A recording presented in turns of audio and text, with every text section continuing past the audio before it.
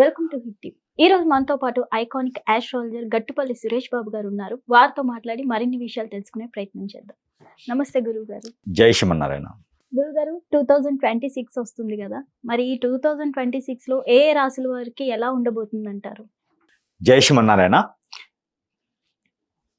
2026 ఏదైతే 2026 సంవత్సరం ఉందో, ఈ 2026 సంవత్సరంలో మారేటువంటి గ్రహాల గురించి మనం ముందుగా ఆలోచించినట్టయితే కనుక జనవరి 10వ తారీఖు నుంచి 18వ తారీఖు వరకు ఏర్పడేటువంటి మారేటువంటి గ్రహాలు కొన్ని మనం తెలుసుకోవాలి. ముఖ్యంగా ఇక్కడ శని భగవానుడు జనవరి 10వ తారీఖున మారుతున్నాడు. అయితే ఇక్కడ ఎక్కడ ఉందంటే కనుక స్థల మార్పిడి, అంటే రాశి ప్రకారంగా మారకుండా నక్షత్ర ప్రకారంగా మారుతున్నాడు. ఈ నక్షత్ర ప్రకారంగా మారినప్పటికీ కూడా మీనరాశిలోనే సంచరిస్తారు శని భగవానుడు. ఇదొకటి. రెండోది 13వ తారీఖున 14వ తారీఖు 15, 16, 17 ఈ 4 దినాల్లో కూడా ఒక్కొక్క రోజున ఒక్కొక్క రాశి మారుతున్నారు. ఒక్కొక్క రోజున ఒక్కొక్క గ్రహం మారుతుంది. మొదటిగా చూసుకుంటే శని భగవానుడు 10వ తారీఖు, ఇక 13వ తారీఖు వచ్చేసేమో బుధ భగవానుడు, 14వ తారీఖు వచ్చేసేమో రవి భగవానుడు, 15వ తారీఖు వచ్చే శుక్రుడు భగవానుడు, ఇలాగ మనకి 16వ తారీఖున వచ్చేసేమో కుజుడు, 17వ తారీఖు ఏమో రవి. అలాగ మనకు చూసుకుంటూ పోతే కనుక 5 గ్రహాల పంచగ్రూటమిగా ఏర్పడుతుంది మకర రాశిలో ఈ జనవరి మాసంలో. ఇక చూస్తే కనుక ఈ రకమైనటువంటి ఏదైతే గ్రహ కూటమి ఉందో దీని తర్వాత ద్వాదశ రాశుల వారికి ఎలా మారబోతుంది. ఇక అతిపెద్ద గ్రహాలైనటువంటి శని భగవానుడు ఒకటే మారుతున్నారు. ఇక జూన్ జూలై మాసాల్లో గురువు మారుతుంటాడు. అలానే ఈ సంవత్సరం మొత్తం కూడా కొనసాగేటువంటి రాహు కేతువులు, ఇవి అతిపెద్ద గ్రహాలైనటువంటి మార్పులు చేర్పులు. ఇక దీనికి సంబంధించినటువంటి గ్రహాలను బట్టి ద్వాదశ రాశుల వారికి ఎలా ఉండబోతుంది అనేది ఈ సంవత్సరం మొత్తం కూడా మనం ఎలా ఉండబోతుంది, దశాంత దశలో ఒకటి చూసుకోవాలి, గోచార ప్రకారం ఒకటి చూసుకోవాలి, వారి అదృష్టాన్ని ఒకటి చూసుకోవాలి. ఇక మీదట వారికి ఎలా ఉండబోతుంది, ఎలా కార్యాచరణ చేస్తే ఎంత బాగుంటుంది, ఎవరెవరు ఏ రంగాల్లో అడుగు పెట్టడం ద్వారా, ఎలాంటి జాబులు చేయడం ద్వారా వారికి వెసులుబాటు కావచ్చు, గ్రహాల యొక్క స్థితిగతులు కావచ్చు, వారి యొక్క ఆచరణ విధానాలు కావచ్చు, ఈ రకంగా మనం పరిగణనలో తీసుకున్నట్టయితే కనుక ఎవరెవరు ఎలా పరిగణనలో తీసుకోవచ్చు, ఎలా ఎదుగుతారు, ఎలా వారికి అపకీర్తి అనపకీర్తి, అలానే ఈ ఎదుగుదలలో కూడా వారికి ఎలా ఉండబోతుంది మనం ఒక్కసారి 2025 సంవత్సరం జనవరి మాసం నుంచి డిసెంబర్ మాసం వరకు కూడా ఒకసారి చూసుకున్నట్టయితే కనుక. గురువు గారు, ఈ 2026వ సంవత్సరంలో ధనుస్సు రాశి వారికి ఎలా ఉండబోతుంది అంటారు? ద్వాదశ రాశిలో ఒకటి ధనుసు రాశి.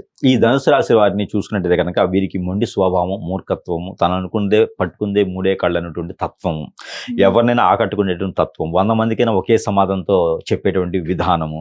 వీరు 2 రకాల వ్యాపారం కానీ, 2 రకాల బిజినెస్లు కానీ, 2 రకాల జాబులు కానీ చేస్తూ ఉంటారు. జాబు బిజినెస్ ఇలా 2 రకాల అడుగులు పెడుతూ ఉంటారు. వీటికి లవ్ మ్యారేజ్ అనేది 2025-24 సెట్ అవ్వలేదు. 2026లో చూసుకున్నట్టయితే కనుక లవ్ మ్యారేజ్ కూడా సక్సెస్ అవుతుంది, ప్రయత్నం చేసుకోవచ్చు. లవ్ ఉంటే, గురుగారు చెప్పారు కదా ఇప్పుడు లవ్ చేయకూడదు, లవ్ ఉంటే కనుక ప్రయత్నం చేసుకుంటే లవ్ సక్సెస్ అవుతుంది. ఆల్రెడీ అయిపోయిందంటే విడాకులు అయిపోతాయి, దూరం అయిపోతుంటారు. కాబట్టి అంటే ఎప్పుడో పురాతనంలో పెళ్ళైంది కాకుండా 2024-25 సంవత్సరంలో పెళ్ళైన వారు ఎవరైనా ఉంటే వారు కొంచెం విడాకుల దాకా వెళ్ళి కోర్టు వరకు వెళ్ళి ఇద్దరి మధ్యన వెడబాటు భారం కూడా కనిపిస్తూ ఉంది. కాబట్టి 2026లో అలాంటి ప్రయత్నం చేయవద్దు. 2026లో ఎవరైనా పెళ్లి చేసుకోవాలనుకుంటే ఖచ్చితంగా చేసుకోండి, ఇబ్బంది అయితే ఏం లేదు. ఇక వీరికి కలిసి వచ్చే రంగాలు అయితే కనుక విదేశీయానం కలిసి వస్తుంది. ఈ సంవత్సరం మొత్తం కూడా మనం చూసుకున్నట్టయితే విదేశీయానం బాగుంటుంది, జాబులు వెసులుబాటు బాగుంటుంది, చేసే జాబ్లో ప్రమోషన్స్ కూడా వస్తాయి అన్ఎక్స్పెక్టెడ్గా, జాబులు ఇంక్రిమెంట్ ఉంటుంది. అంటే 2025 కన్నా బెటర్గానే ఉంటుంది. ఆరోగ్యం కూడా కొంచెం ఇబ్బంది లేకుండా ఉంటుంది. 2026 కలిసి వస్తుంది అని చెప్పొచ్చు. 2025 కన్నా కూడా గ్రహాలన్నీ సానుకూలంగా ఉన్నాయని చెప్పొచ్చు. కానీ వీరి మీద శత్రుపీడ, అలానే వీరి వంటి పడని వాళ్ళు చాలా మంది ఉన్నారు. వీరు ఏడిస్తే చూడాలని వాళ్ళు చాలా మంది ఉన్నారు. కానీ ఈ రేరెవరు వాళ్ళు చూడరు, ఇది జరిగేది కాదన్నట్టు ఉంటుంది. కానీ అలాంటి వారికి కూడా 2026 సంవత్సరం జనవరి, ఫిబ్రవరి, మార్చి 3 మాసాలు కూడా జాబులు వెసులుబాటు కానీ, కొత్త రకం జాబులు కానీ, వేరే ప్రదేశాల్లో జాబ్ మార్చడం కానీ, ఇంక్రిమెంట్స్ కానీ, ప్రమోషన్స్ కానీ, కొత్త జాబ్లో ప్రయత్నాలు కానీ చేసుకోవచ్చు. నిరుద్యోగుడు జాబ్ కోసం ప్రయత్నం చేయవచ్చు. వ్యాపారం కూడా కొత్తగానే మొదలు పెట్టుకోవచ్చు.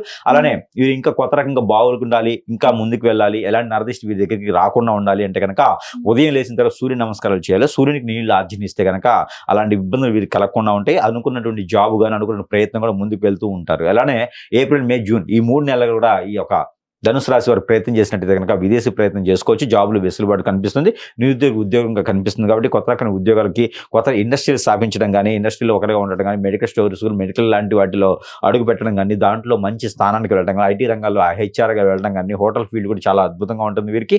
కానీ జాబ్ చేసే పరకంగా ఇది బాగుంటుంది. ఇండస్ట్రీ స్థాపించేందుకు వీరికి ఆ సెంట్ బాటిల్స్ కానీ, బ్యూటీకి సంబంధించినటువంటి ఐటమ్స్ కానీ వీరు మ్యానుఫ్యాక్చరింగ్ దాంట్లో చాలా అద్భుతంగా ఉంటుంది కాబట్టి అలాంటి రంగాల్లో వీరికి వెళ్ళొచ్చు. ఇనుము, ఇటుక, ఇసుక లాంటి వాటిలో రియల్ ఎస్టేట్ రంగంలో కూడా వీరికి మాట్లాడే విధానం ఉంటుంది. మార్కెటింగ్ రంగాల్లో కూడా వీరికి అద్భుతంగానే ఉంటుంది కాబట్టి ఆ మేర ప్రయత్నం చేయొచ్చు. అలానే ఎడ్యుకేషన్ పరంగా అయితే మాత్రం వీరు ఏదైనా పోటీ పరీక్షలు రాయాలంటే కూడా జూన్ లోపు కనుక చేసుకుంటే అద్భుతంగా రాణిస్తారు. సీటు కూడా వీరికి అద్భుతంగానే వస్తుందని చెప్పొచ్చు. ఇంకా ఈ 3 మాసాలు వీరికి రన్నింగ్ లో రాణించాలి అనుకుంటే కనుక వీరు సపోటా చెట్టు లేదా దానిమ్మ చెట్టుకి గనక పూజ చేయడం, లేదా సీతాఫల చెట్టుకైనా సరే పూజ చేయడం, అక్కడ ఆ మొదట్లో దీపారాయణ చేసుకోవడం. ఒక ఇంట్లో లేకపోతే ఇంట్లో అంటు తెచ్చుకొచ్చి పెట్టుకొని, నర్సరీలో అంట్లు ఉంటాయి, అవి తీసుకొచ్చి పెట్టుకొని వాటి కింద దీపారాయణ చేసుకుంటూ ఒక రోజు ఏం చేయాలి, వారం రోజులు చేయాలి, 11 రోజులు చేసుకోవచ్చు.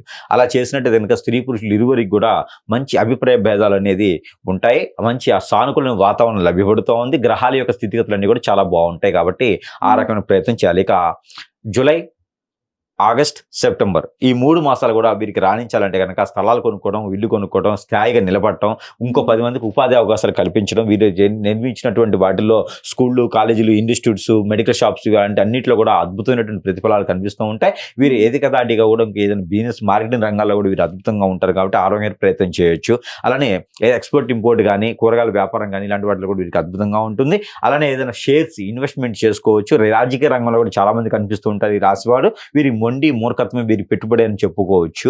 వీరు ఎక్కువగా పెట్టుబడి పెట్టరు, రూపాయి దాచిపెట్టుకుంటూ ఉంటారు. ఎక్కడైతే అవసరం అక్కడ ఖర్చు పెడతా ఉంటారు. తన నేవలే డబ్బుల విషయంలో వీరు చాలా నిగ్రతగా ఉంటారు కాబట్టి ఏదైనా బాగానే ఉంటుంది. ఈ 3 మాసాలు వీరికి కలిసి రావాలి అనుకుంటే కనుక ఎక్కడైనా కుక్క కానీ ఉంటే కనుక, ఆవు కానీ ఉంటే కనుక గోధుమ రొట్టెలు నూనె వేయకుండా కాల్చేసి ఆ గోధుమ రొట్టెలు తినిపిస్తే కూడా చాలా అద్భుతంగా ఉంటుంది. అలానే కాక వీరికి ఇంకోటి ఏంటంటే పటిక ఉంటుంది, మనకి ఇంటి కట్టుకునే పటిక. అది ప్రతిరోజు కూడా తనకు తానే 7 సార్లు దిష్టి తీసుకుని పారేడు నీటిలో కానీ పొదల చెట్లు కానీ వేయాలి.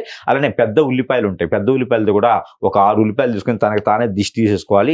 3 రోజులకు ఒకసారి చేసుకోవాలి, సంవత్సరం మొత్తం కూడా. దీనివలన వారికి కలిగే నరదిష్టి, నరప్రభావం, శత్రుపీడ, శత్రుబాధ, ఆరోగ్య సమస్యలు అన్ని కూడా కొంతమేర నెరవేరుతూ ఉంటాయి. ఇంట్లో ఏదైనా హిప్నటిజం, బ్లాక్ మ్యాజిక్, వశీకరణ, చేతబడి లాంటి ఇంట్లో జరిగినాయి, ఇంట్లో అన్నింటిగా లేదు అంటే కనుక ప్రతిరోజు సాయం సంధ్య వేళ ధూపం వేసుకుంటే చాలా మంచిది. అలానే అక్టోబర్, నవంబర్, డిసెంబర్ ఈ 3 మాసాలు కూడా వీరికి దూర ప్రయాణాలు చేయడం అంత అనుకూలంగా లేదు. వీరి ఆరోగ్యం వీరికి సహకరించదు అనే విధంగా ఉంటుంది. Gastric trouble, back pain, shoulder pain, muscles pain, అలానే వీరికి సైనస్ ప్రాబ్లము, అన్ని రకాల స్కిన్ ప్రాబ్లమ్స్ కూడా లభ్యపడుతున్నాయి కాబట్టి పంటి నొప్పి, ముక్కి నొప్పి, మూతి నొప్పి ఇలాంటివి కూడా లభ్యపడుతుంటాయి. కళ్ళు కట్టగా సరిగా కనపడవు.